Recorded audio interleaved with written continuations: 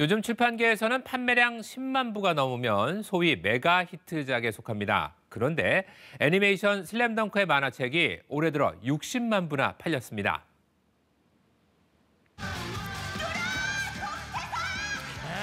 슬램덩크 신드롬이 갈수록 뜨겁습니다. 지난달 4일 일본 극장판 애니메이션 더 퍼스트 슬램덩크 개봉 이후 서점가의 신작 재편판, 쉽게 말해 만화책 판매 부수가 현재까지 최소 60만 부로 집계됐습니다.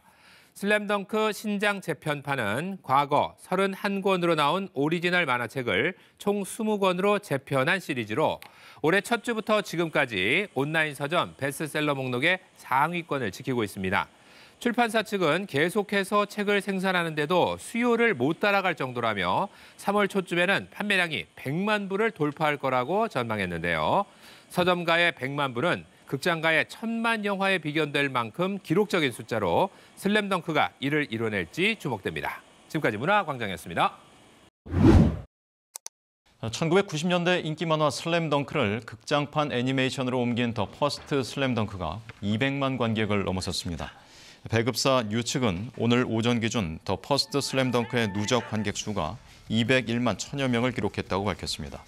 만화 슬램덩크는 1990년부터 1996년까지 일본의 주간 소년 점프에 연재된 만화로 일본은 물론 국내에서도 1990년대 농구 열풍을 일으킬 정도로 큰 인기를 끌었습니다. 손흥민 지나쳤고 이강인의 왼발!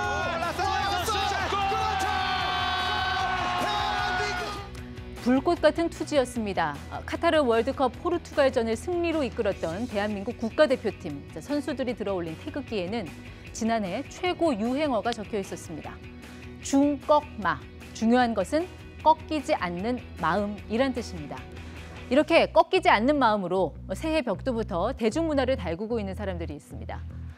수년간 똑같은 옷을 입고 일본인 캐릭터를 연기하며 웃음을 준 일명 다나카 개그맨 김경욱 씨, 그리고 사건의 지평선으로 제2의 전성기를 맡고 있는 가수 윤하가 주인공입니다.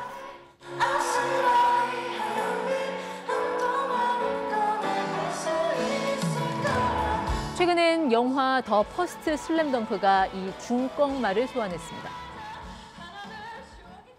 우린 할 수 있다. 최치수, 정대만, 서태웅, 송태섭, 그리고 강백호. 3040 세대에겐 만화로 각인된 이름입니다. 만년 하위권이던 북산고등학교팀이 고교농구 최강자이던 산왕고등학교팀을 꺾는 파란을 일으켰기 때문입니다. 당시 슬램덩크 만화를 보고 시간만 나면 농구공 들고 코트로 향했던 전국의 수많은 강백호와 서태웅들이 가슴 뛰는 그때를 회상하며 영화관을 찾고 있습니다. 북산고가 포기하지 않고 산왕고를 상대로 득점을 해낼 때의 희열감에 두 주먹을 불끈 쥐게 된다나요? 자, 이길 확률이 거의 없는 이른바 언더독, 이 북산고에 아낌없는 박수를 보내는 이유는 포기하는 순간 경기는 끝난다는 걸 이제 너무도 잘 아는 나이가 됐기 때문입니다. 이들 중년들에겐 중꺾마의 원조가 90년대 만화 슬램덩크였을지도 모르겠습니다. 제가 의지하고 기댈 수 있는 건 농구뿐이었어요. 신드롬에 가까운 인기는 당장 팝업 스토어에서 확인되고 있습니다.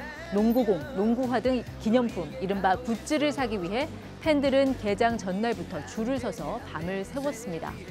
학창시절 슬램덩크 만화책의 추억을 간직한 30, 40대는 물론이고 온라인 동영상 서비스 OTT를 통해 슬램덩크 애니메이션을 접하게 된 그 이후 세대도 가세했습니다. 영화가 개봉한 지 일주일 후인 지난 11일부터 18일까지 온라인 쇼핑몰에서는 농구화 판매가 488%, 그리고 농구복, 농구용품, 농구 가방 등의 매출도 크게 증가했습니다.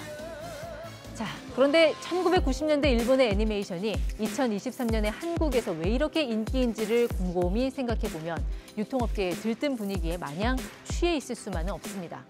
슬램덩크 같은 복고 콘텐츠가 유행하는 건 과거를 그리워하는 심리, 그러니까 현재의 불황과 무관치 않다는 분석입니다. 과거의 즐거움을 되새기며 현실을 견뎌나가야 할 만큼 지금의 삶이 너무 팍팍한 건 아닌지. 연초부터 즐겨 먹던 과자와 음료수는 물론이고 대중교통 요금 등 각종 인상 소식이 들려오고 있습니다. 배 가까이 오른 난방비 물가 상승률을 못 따라가는 임금 인상률은 올해도 이 삶이 만만치 않을 것임을 예고합니다. 강백호는 묻습니다. 당신의 영광의 순간은 언제인가요?